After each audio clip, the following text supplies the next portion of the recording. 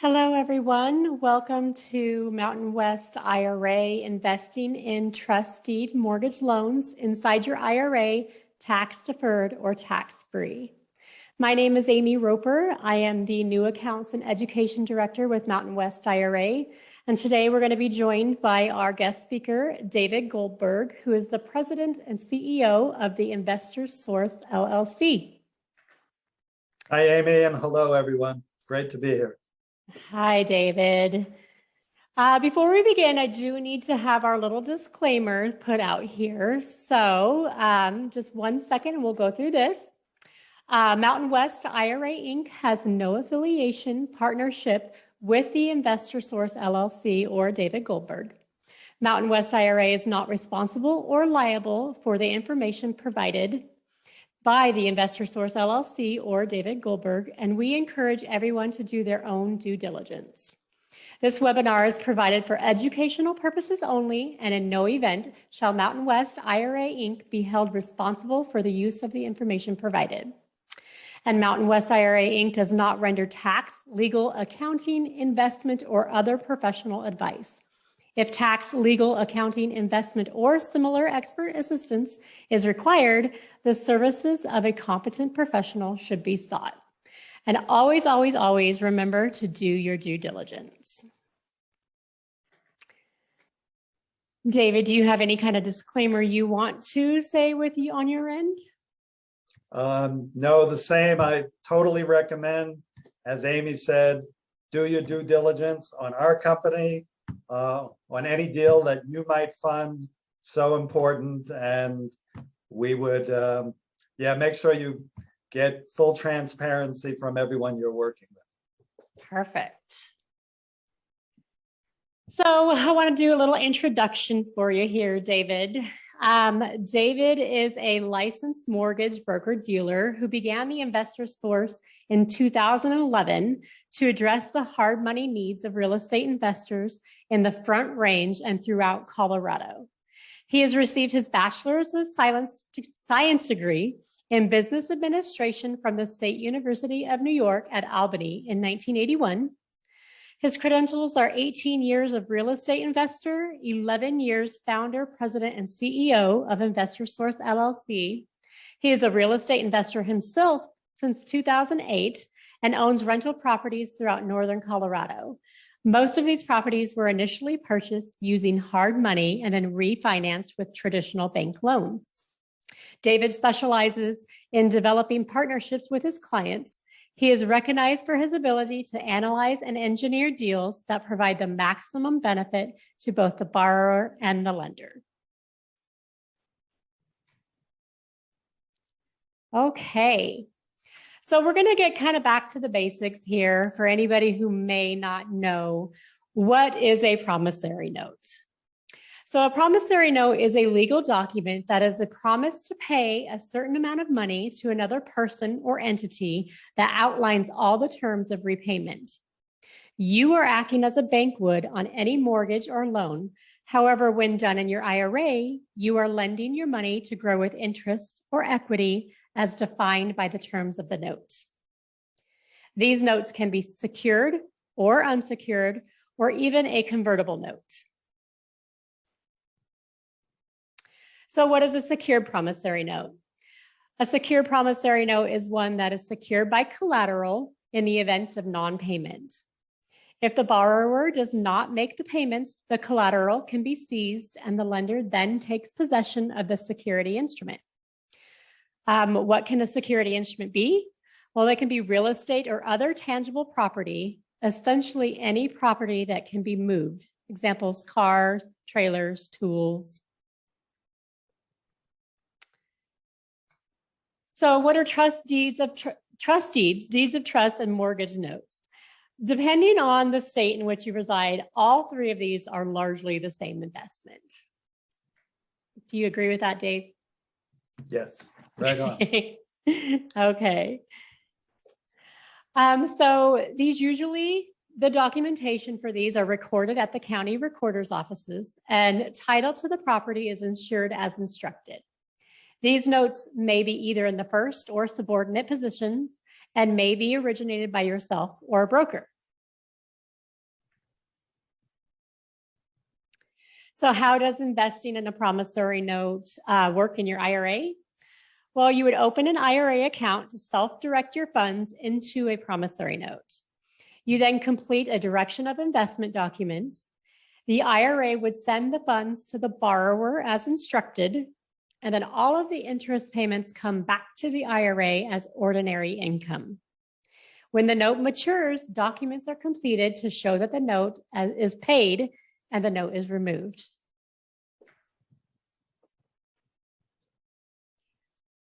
So with every IRA transaction, there is disqualified people and prohibited transactions that everybody needs to be aware of. A disqualified person includes your fiduciary and members of your family, such as the spouse, ancestor, lineal descendant, and any spouse of lineal descendants. And per the IRS publication of 590, a prohibited transaction is any improper use of traditional IRA account by you, your beneficiary, or any disqualified person. This can be such as borrowing money personally from your IRA, selling property you already own to your IRA, using your IRA as security for a loan, and buying property for personal use for either the present or the future with the IRA funds.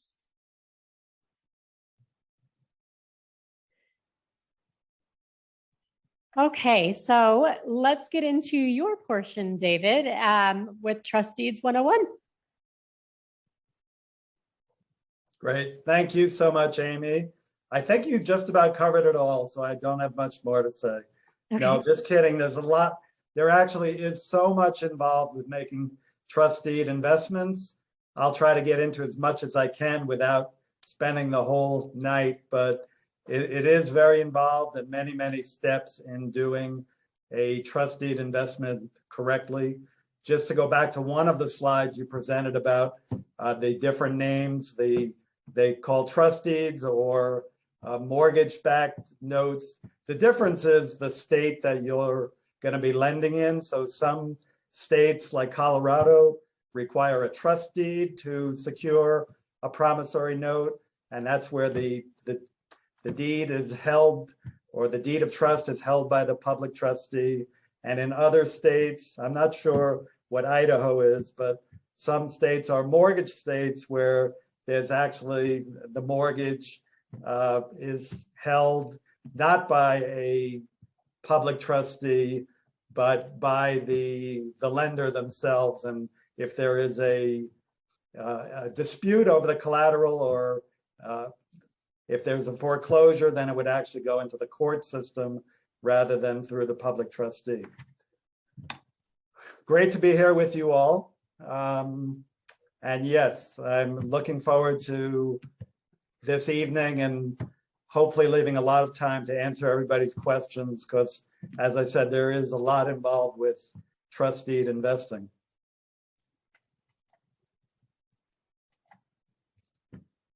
Oops.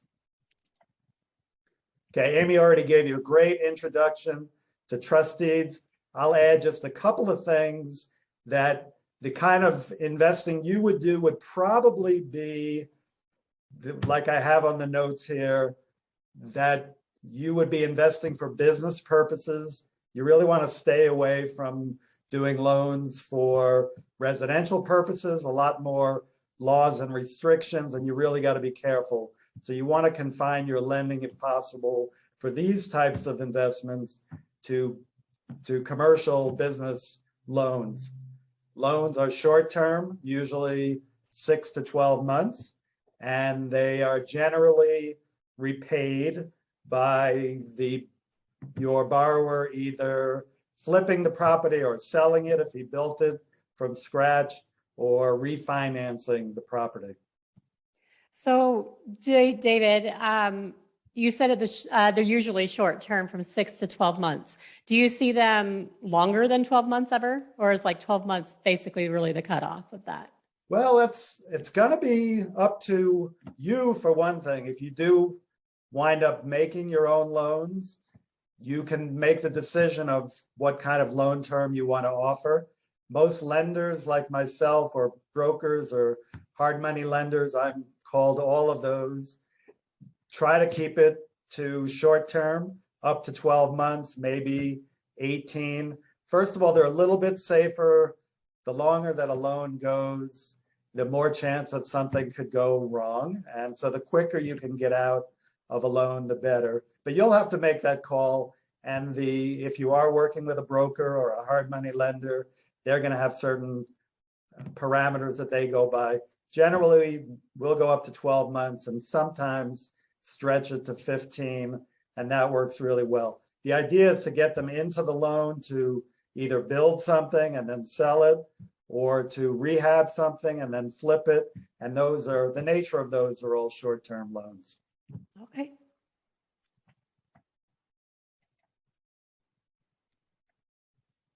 So why invest in trust deeds? I will start off by saying I think trust deed investing right now is such a perfect investment. Now, actually, I'll take that back. Nothing is perfect right now. We have very changing and volatile market conditions. Yeah. So you have to be really careful in any investment you're investing in right now. Yeah. But I think there are so many advantages to trust deeds. If you look at what's happening in the stock market now, it's always kind of a crapshoot, especially right now. You're not going to get much money at the bank, although those rates have been going up due to rise in Fed rates.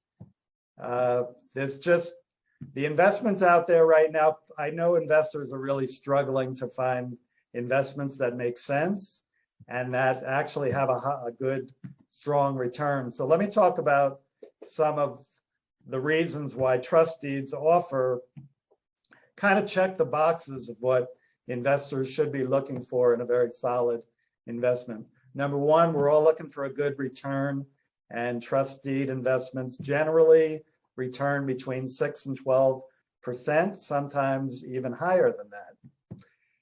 Great to have security. There are very few investments these days where you have something backing the investment itself. You've got some investments that are backed by the government, and those generally don't pay a very high return. So it's your risk versus reward. They're just having an investment like trust deeds where they're actually secured by a property is just not something that you're going to find very often in your pursuit of investments these days. If the investment fails, you usually can't go back on anything. Right. But with trust deeds, you can. You always have the property to go back to. Yep. You have fairly good liquidity. I can't say it's perfect. You can't call up your fund manager or you want to liquidate your holdings immediately. That's very tough.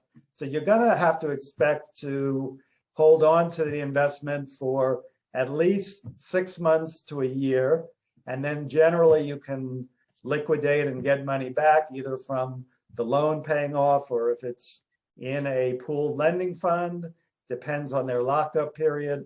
Some funds you can redeem your shares within a year, others are longer than that.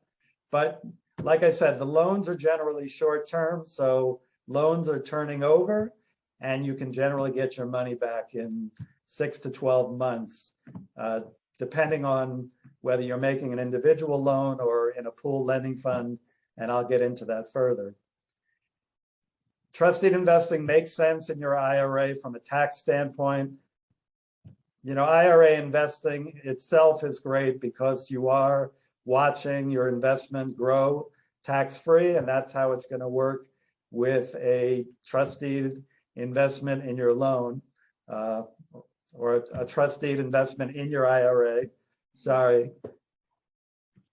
I guess what you can compare is how trusted investments, again, they work both in and out of your IRA. If you're looking at something like the speaker who spoke last month about investing in real estate, one of the tax advantages of investing in real estate is you get to write off depreciation. Because your earnings are accumulating tax-free in your IRA, that tax benefit of depreciation really does not apply in your IRA because you don't need it, because it is accumulating tax-free anyway. So when you're thinking about investing in real estate, either inside your IRA or outside your IRA, some investors choose to do it outside their IRA because of things like being able to take that mortgage deduction. But for trust deeds, definite tax advantages within your IRA that you're not going to lose by going outside your IRA. If you work with a company like mine, a broker, a hard money lender, you're going to get professional management that's going to have a track record and been around for a long time, knows the ins and outs of the business, and there are so many of them, and very hard to find professionally managed investments in your IRA portfolio. There are some, but trust deeds are one of the best if you work with a broker or a company like mine. And I'll get it more into the broker aspect of things. And what is often overlooked when investing in trust deeds is investing with a purpose. It's a big reason why I'm in the business. I feel like my money and the money of my investors is actually having a great impact on communities and fixing up homes that are disrepaired and might be a blight in a community, building housing where a community might be short of housing. Those things feel really good when you're investing. I have great confidence that the investors who invest with my company feel, I think one of the reasons they're drawn to this type of investing is because they do want to do something useful with their money and not just throw it in the stock market and see what happens. Right. And, when we're looking at investing, a lot of people, they're looking at what that rate of return is going to be, and if it's going to be worthwhile. In a ballpark, where would you say typically a rate of return would fall? Because that's kind of a broad range, 6 to 12. Have you seen, is it all over the place between that, or is there typically where you're seeing a percentage around? Honestly, I think it is kind of all over the place. I've seen some pooled lending funds offer a pretty consistent 6 to 8%, and others are offering between 10 and 12%, just different philosophies of investing.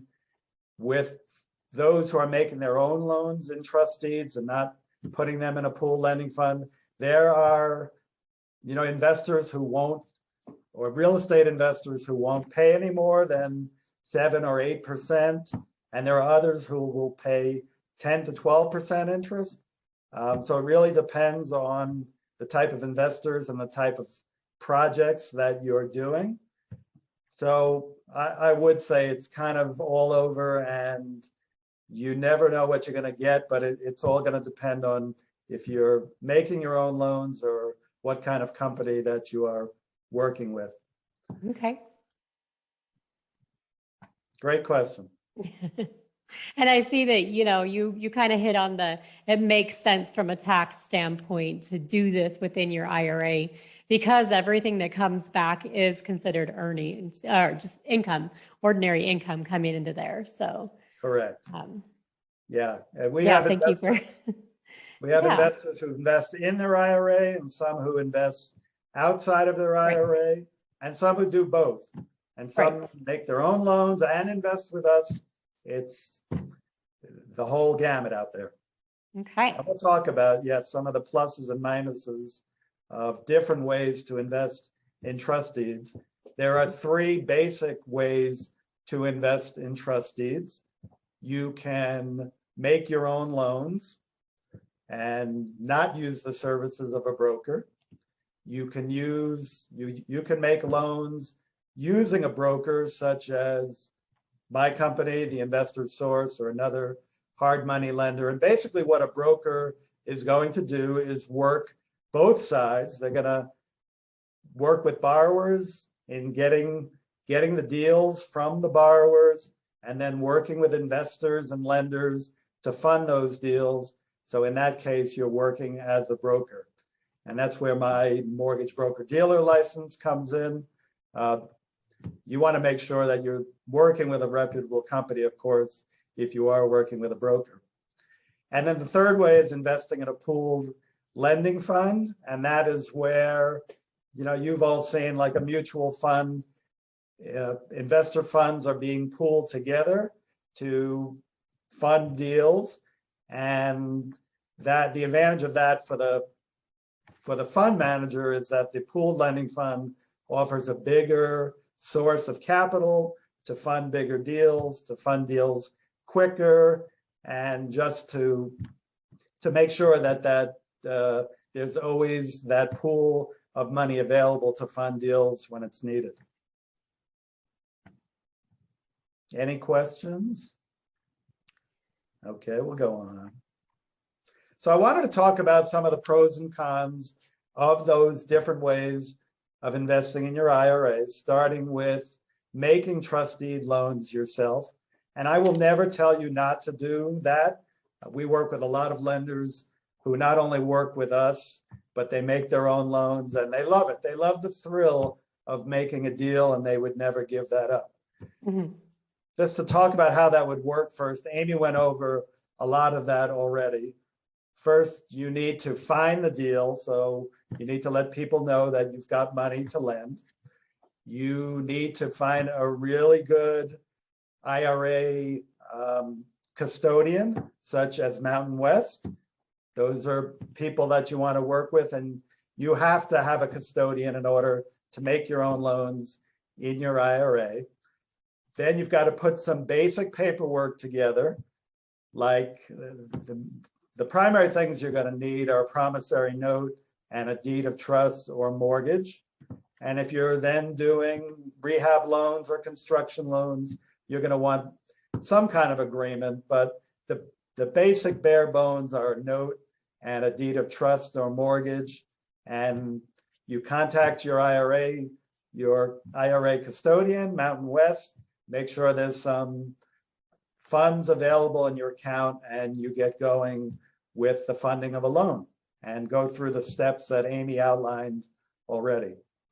Some of the pros of doing it yourself, and why some, like I said, the thrill of doing a deal on your own, some people just can't get away from that. And I totally understand, because that's part of what I'm doing in my originating loans and working with lenders. As an investor making your own loans, you may have the most income potential, because in general, when you're making these kind of loans, you're charging not only a substantial rate of interest, which you saw between 6 and 12%, but you're also charging origination points, or a percentage of the loan amount for your time in originating the loan. And you keep that if you're making your own loans. You also have the most control over which loans you fund. If someone comes to you and you're not interested in that type of loan, so you don't want to do a construction loan, you can easily just say, nope, that's not what I'm doing. And you have total control over that. So those are great things. The cons, the biggest con of making your own loans is number one there, the most work and demands on your time. And like I said right from the beginning, the complexity and everything that's involved in making a loan and doing it right can be really overwhelming. From doing the marketing to have the borrowers come to you and looking for money, you have to find the deals. You've got to put all the paperwork together. You've got to fill out all the paperwork. You've got to deal with title companies, evaluate the property, either get an appraisal or a broker price opinion. You've got to actually close the deal, fund the deal, service the loan, collect overdue payments. It goes on and on and on. And people do it, and it's done every day. But I'll tell you truthfully, if I were not doing this full time, I would not be wanting to make loans on my own, because it's just so much work. And I'll give you another quick story. When I first started this business, I took a class with a great teacher named Dyke Spotiford. Highly recommended if you wanted to really learn about hard money lending. It was a weekend course in Vegas. The class was full of probably 40 people. And I would say to a person, every one of them came wanting to learn how to make hard money loans so they could do it on their own and not have to use a broker. By the time the class was over, we got it was 3 days of solid instruction. We got a manual this thick, literally, can you see? And I think most, if not everyone, left the class thinking, I still want to do this, but I do not want to do it on my own. I would rather have work with a broker or a hard money lender who will take care of all those details and make sure that it's done right. So that was a great learning lesson for me and everybody. And I am very glad I have a whole company that I can devote doing this 24/7. And then, yeah, with that, if you do your own loans, with all the steps that you have to take, there is the greatest chance of actually making a mistake. And mistakes can really, there are small mistakes, but in real estate, they can be really big mistakes. And you don't want to wind up losing money when you make loans. And with every step you have to do, if you miss something, the chances of missing and making that mistake increase. Right. I did have a question, Dave.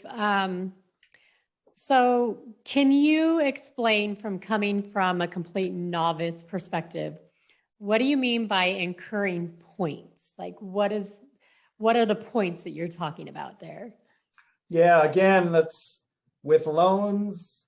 Some lenders kind of dive right in and want to be generous to their borrowers and just charge them an interest rate like 10 to 12%. And that seems like a really good return in itself. And it is, but you are really working hard also to originate the loan, to screen it, to even make sure it's going to go through and fill out all the paperwork. All of the steps that I mentioned, they take time, and it's just a long process, and you're putting a lot of energy into those loans. So you have every right, and most lenders actually do charge points, which are an upfront fee like you pay on a mortgage. Generally, you're paying 1 point when you take a mortgage on your home. With lenders like myself and the hard money lenders, you're usually charging anywhere between 2 and 4 points, which means 2 to 4% of the loan amount as an upfront fee. Okay. And don't feel bad about charging that. It's accepted in the industry, and there is competition. So we used to charge, well, lenders have charged 4 points. It's kind of the industry more now is more 1 to 3 points is pretty standard. Okay. Or it's hard to get. Thank you. You're welcome. The second way, as I mentioned, to make loans is making the loans through a broker such as the Investors Source or another hard money lender out there. And I already explained what a broker is. You're doing both sides of the loan. How that works in your IRA, it can work 2 ways. Some brokers actually do all the work to get a loan funded, and they fund the loan themselves. Then they find a private lender to come in and take over that loan. So they assign it to them with all the assignment paperwork. In this case, it would be assigned to your IRA. You still need to work with a great custodian like Mountain West, and that note that was already created is assigned in the name of your IRA, and your IRA is actually assigned and is on the note and the deed of trust per the assignment.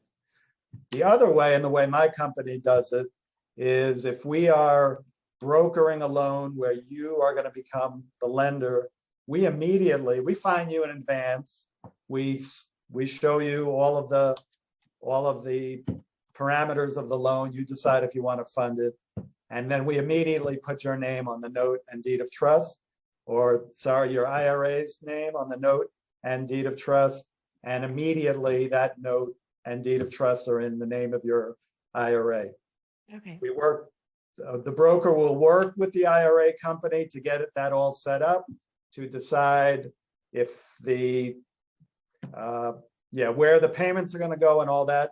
Generally, they go back to the IRA itself and accumulate. But when we talk about investing in a pool lending fund, you might have the opportunity to reinvest your profits back in. We'll get into that. Okay. So some of the pros and cons of working through a broker as compared to making your own loans, and I'll even touch on as compared to a pooled lending fund. Like I said, the time it's going to save you working with a broker is really astronomical. We are professionally, the broker is professionally managing your portfolio, so has been through the ups and downs and knows what to look for to keep you out of trouble. When you're working with a broker in funding a loan, you do actively participate in which loans you choose to fund. The broker will never, of course, put you in a loan you don't want to fund, and you have to agree to it. Whereas I'll talk about in a little bit, the pooled lending fund, you're basically leaving it up to the fund manager to make all the decisions on which loans to be funded. So there are pluses and minuses to that too. And a lot of investors like having their name on the promissory note and deed of trust, which of course you would have if you're making your own loans. But as compared to a pooled lending fund, the name of your IRA would go directly on the note and deed of trust. And that's a feeling of security for people, knowing, like I said, you have something securing your loan from the get-go. The cons of investing, you're using a broker to make the loans rather than you making your own loans, is that in general, the broker is going to keep all the points for the work they're doing in originating the loan. As compared to a pooled lending fund, you might have fewer opportunities because generally funds are looking for money all the time. That's not always true, but a good successful fund is going to be looking for money as people are going to keep coming to find them. Yeah, by the way, another pro, probably the biggest one, of using a broker to make an individual loan in your name is that they are set up and people are coming to them, and they probably will have a lot more opportunities of loans for you than if you're going out and trying to find your own people to lend to. Now, over time, you'll build up a clientele and they'll find you and you'll have a lot of people, but it really takes a lot of time to get to that point where borrowers are finding you, they know you lend money, word gets around. That takes time, and a company, a broker like my company is all set up and have people coming to us looking for loans all the time, which you can fund. So I had a question that is brought up. When you're doing it yourself, you're getting basically all the payout. When you're using a broker, how does a broker, do they make that into the terms of the note of how they're getting paid? How does that factor in to somebody with using their IRA? How is the broker getting paid for these services, basically? Great question. So when a broker is making the loan, basically most of them are living off the points. The broker keeps the points, the 2 to 4 origination points, and the borrower or the lender, the lender generally gets all of the note. Now, that's not always true. Some brokers work on a spread where they'll give the lion's share of the note income to the lender and keep a point or two as a spread. But other brokers, and most that I know of, give the full note rate to the lender. Yes. And have you seen a lot of IRAs using brokers? Absolutely. I mean, yes. Like I said, we have, lenders in our fund who make their own loans. I'm sure some of them are making loans themselves through their IRA, but those who are using their IRAs, we have a lot of lenders who use their IRAs both to make individual loans and to invest in our pooled lending fund. So very widely done. And I mean, that's why I'm here today to say, I think it's a great place to, if you're already ahead of most of the investors out there willing to self-direct your own funds. And that means, willing to look at different opportunities. And some of those opportunities, like trust deed investing, are kind of hidden. People just don't really know about them to a great extent. And you all are, I think it's great that you're learning this or getting further information on this tonight, this evening.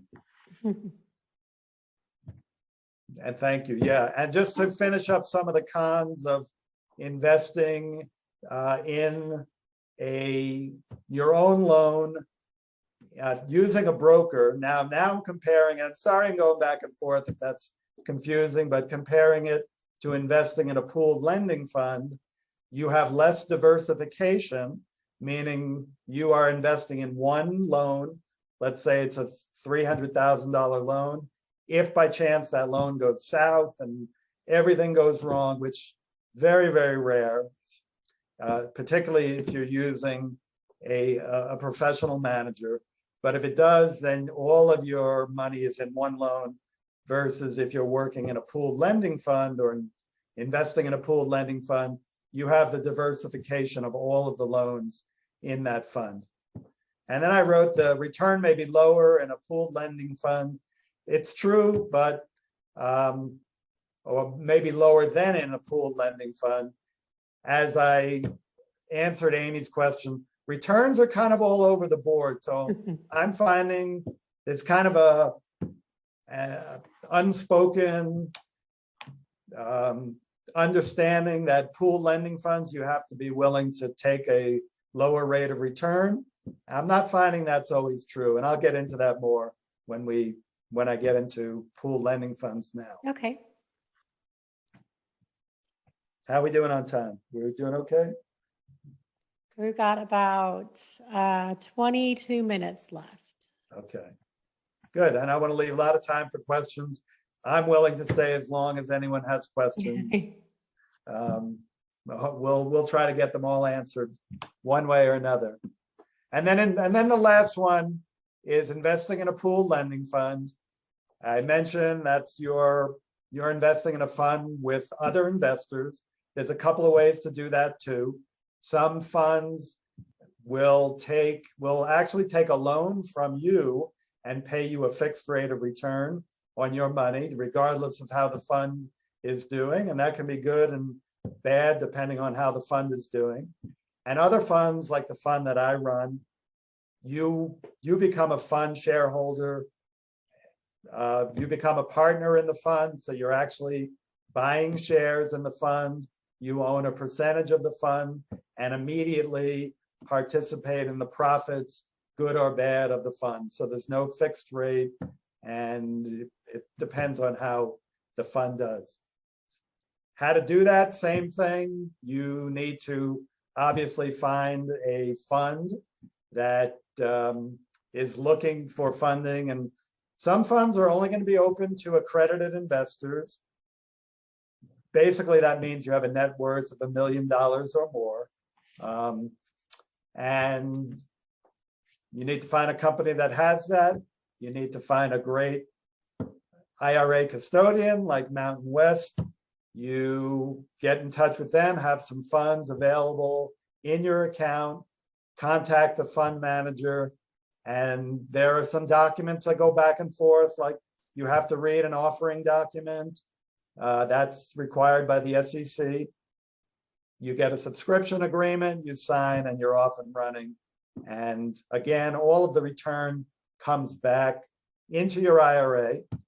You have a choice with most funds, I would say, where you can either take a monthly distribution back into your IRA, or you can reinvest it back into the fund. And we have a lot of investors who choose to reinvest and watch their money grow, especially in an IRA where Right. the income is probably not as important to you. Right. Some of the pros of investing in a pooled lending fund are, again, the professional management. It's the most passive, so it saves you the most amount of time. You just basically, you write the check and then you get your reports every month or every quarter. And very little time involved on your part. You don't have to screen any of the deals. Again, that could be a con, which I think I have listed over there. You have the least control, but if you do find a good fund with a good fund manager, it can be a great way to save your time. Great diversification because there are many loans within the fund, so you're pooling the risk amongst all of the fund shareholders. Likely the most opportunity. Again, a fund is going to most likely need to take money in as they keep growing. And probably one of the greatest things about investing in a pooled lending fund is that there's no downtime in between loans. If you're funding loans either on your own or with a broker, inevitably between loans, when they pay off, there's going to be some time in between before you make your next loan. And that affects your overall return for the year because that money is not working. In a fund, it's going to be working 24/7, 365. And that's a great thing. The downside of investing in a pooled lending fund, of course, you have the least amount of control. You're basically leaving it up to the fund manager, what assets they're going to be putting in the fund. And I'll mention later what to look for in a fund and a fund manager. But one of the things you want is transparency, that the fund manager is very open to showing you what the assets in the fund are. And in that way, you kind of are participating in what's going into the fund. You're not just blindly following along, but you'll see a list of all of the assets, when the loan was made, what it was made for, the rate of return, all of that. So in that way, you are really participating in the decision-making, or not so much the decision-making, but in what's going on in the fund. And there are funds that do have advisory boards where you could actually serve on the advisory board and potentially make some of the funding decisions, perhaps for some of the larger loans. Oh. You may have the least liquidity in a pooled lending fund. Depends on the lockup period of the fund. Excuse me. Those lockup periods range between a year all the way up to 2 or 3 years. If you're investing in a real estate fund, now this is outside the realm of lending, but you're buying real estate in a fund, you may be locked into that fund until the project is completed. That might be 2, 3, or even 4 years. And in a fund, you do have a lockup period, so you should be prepared to leave your money in the fund for at least a year. And that'll be disclosed in every pooled lending fund you're considering.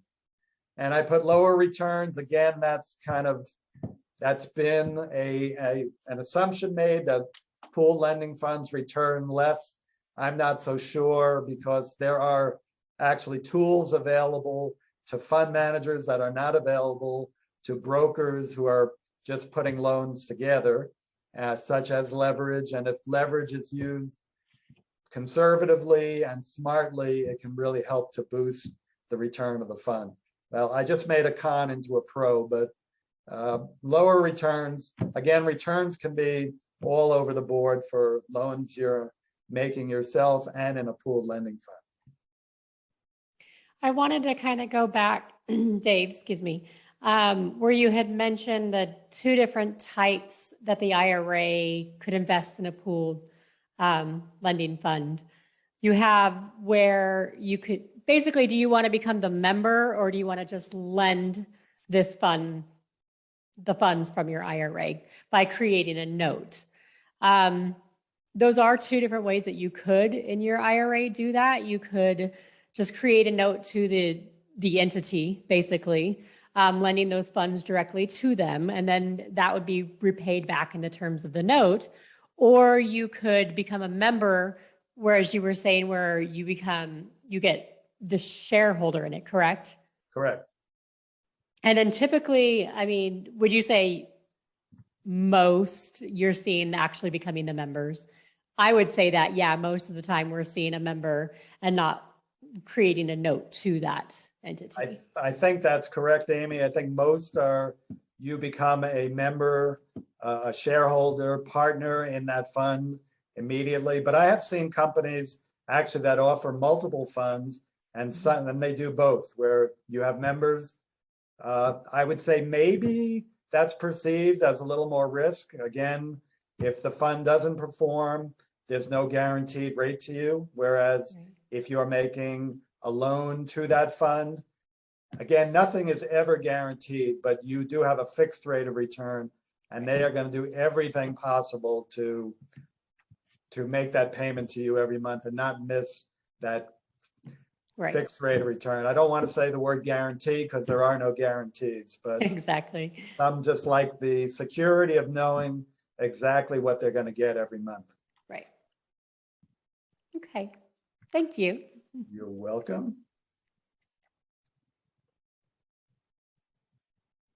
All right, we're getting down to the end. I know there are a lot of questions too, so I'll try to move it along and finish up. What to look for in a hard money lender, broker, it's really, those are synonyms. A hard money lender raises money and raises capital, and a pooled lending fund. So what are you looking for? You want a good track record and experience, someone who's been around a while. Transparency, like I said, they're going to be very open with the assets in the fund, and also not hesitate from telling you the good with the bad. I can't say that absolutely everything has gone great I mean, I've been lending for 11 years. I try to do the best that I can, though, to present the most fair and honest picture possible when I'm presenting the fund or loans. And if things don't go well, you want a fund manager or a broker who's going to level with you and be straight with you. Make sure they've got a good reputation. I think that goes along with experience and track record, although not necessarily. And you want a lender who's going to be fair, not only with their lenders, but with their borrowers, because if you don't have borrowers who are looking at you as a good, reputable company, they're not going to come back anymore. You're not going to have the loan opportunities for your lenders, and your fund is probably going to suffer because you're not going to have enough loans to fund. So they just make sure that they're working fairly with both borrowers and lenders.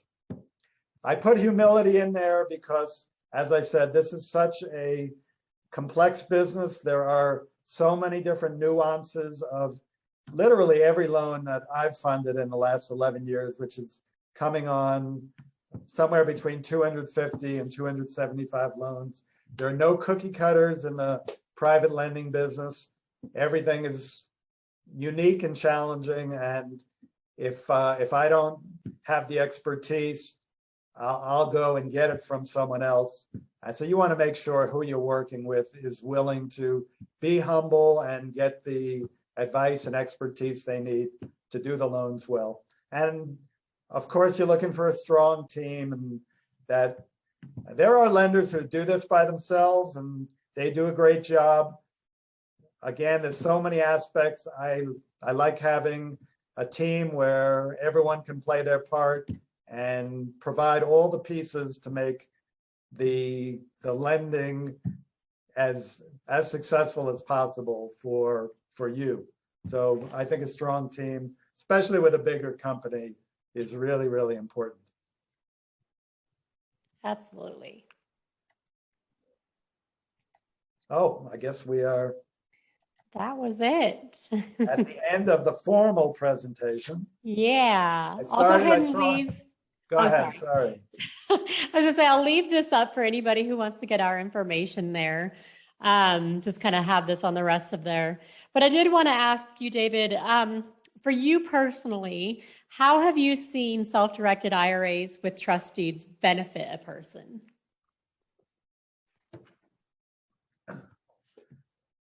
Well, again, as in any investment, if you're investing with your IRA, you are going to want the elements that of a successful investment. And the big three are return, security, and liquidity. Liquidity not being as important in a self-directed IRA. So I have seen the investors we work with either funding individual loans or funding in our fund do extremely well in providing a really strong rate of return into their IRAs. You know, allowing that growth to, I think it can be one of the greatest growth vehicles in your IRA that you're going to find out there. Like, I think, you know, real estate investment trusts, REITs have been kind of the darling of some investors over the past few years because real estate has done so well. And that has benefited our people as well. But now even REITs, you know, the real estate market is changing, interest rates are rising. There are some areas where property values are definitely going down. So that's going to have an effect on those REITs. But in a lending fund, or even an individual loan, if the loan is done right and it's a quality loan, you're still going to get your full payback. The fact that the market took a little bit of a dip should not affect your investment. And so we've seen, now we haven't had a lot of market gyrations in the last, 10, 12 years. No complaints about that. But so our investors have done really well. And I think they're going to continue to do well in their IRAs, even as the market changes. That's going to be up to doing really, really strong due diligence, stronger than ever, to make sure that loans, either individual or in the fund portfolio, are very solid loans. Right. Okay, well, thank you for that. We did have a couple of questions come in. Robert Lynn asked that you mentioned in Vegas that you learned about hard money from somebody. Can you say who that was that you took that class from? Absolutely. I totally recommend him, and I believe he's still giving classes in hard money. I know he's still giving classes, but his name is Dykes, D-Y-C-H-E-S, Boddiford, B-O-D-D-I-F-O-R-D.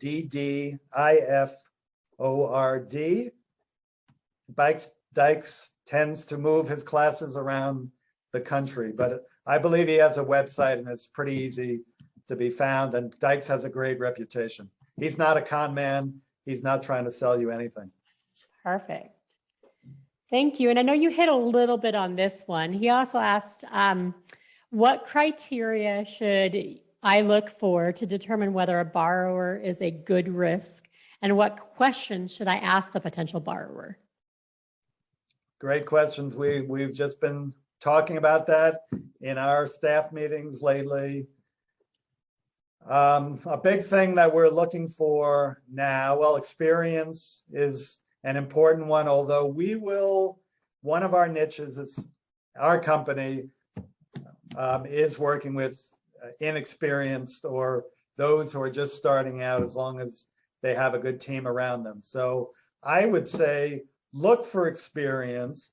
And if they don't have a ton of experience in exactly what they're doing, like let's say they're doing a fix and flip loan and they haven't done one before, we like to see that they have at least some background in construction.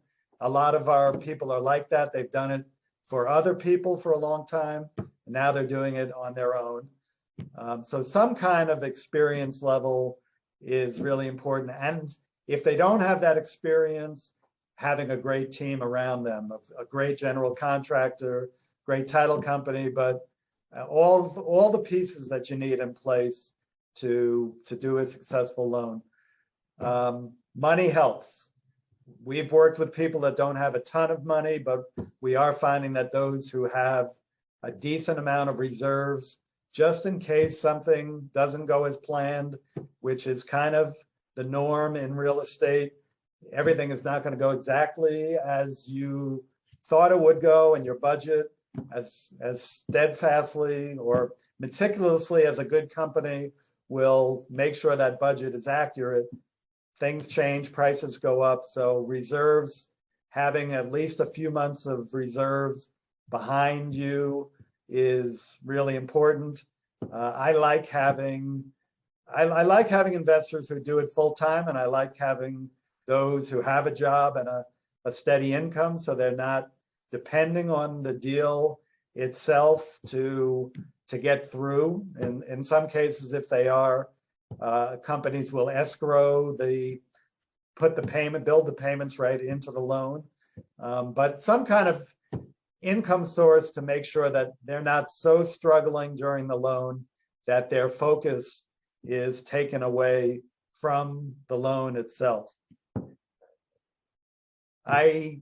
Maybe this is a prejudice of mine, and we don't, or a good credit score does make a difference.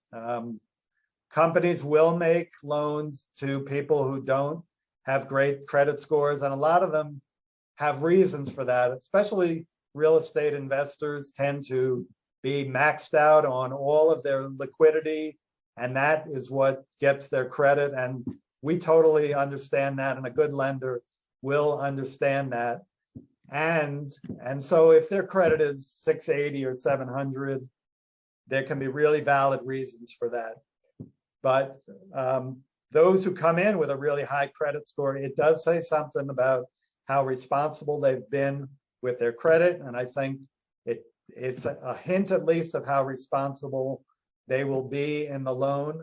So that helps. And I'm not advocating that be a deal breaker necessarily, but look carefully at why their credit, if it is low, why it is. If they're just not making payments, that's a deal breaker for me. If they're playing games and not making payments, I won't work with them. People say hard money is all about just the property. I disagree with that. I found that character is really important. So try to get to know your borrower as much as you can. Don't rush into making the loan. Make them jump through some hoops so you know that they can do what you ask. And it also gives you more time to get to know them. And eventually their character will either rise to the top or not. And we've rarely, if ever, had problems with someone who has demonstrated good character. All those other things are important as well.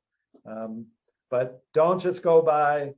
There are some lenders still lending just on the value of the property, and they'll make the loan like that and be willing to take back the property if it goes bad. That's not what I'm into. And most lenders I've met make sure they do a really good job screening. And so I'm glad you asked that question. Yeah, thank you. Those are all great due diligence to do when you're looking at lending out money. So that was all of the questions we had in the chat so far. Does anybody else have anything else they want to ask?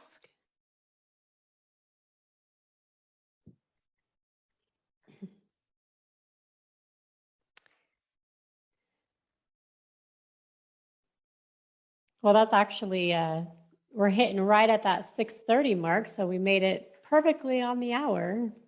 Could I maybe one last word about, I know people have, Amie, a lot of concerns right now about where the market is heading. And is this really a good time to be doing something like this, which people perceive as riskier rather than going into a more secure, a bond fund or something like that, or government-backed securities? I won't deny that the market is changing. And like I said, there are definitely markets that are on the decline, and home prices are going down.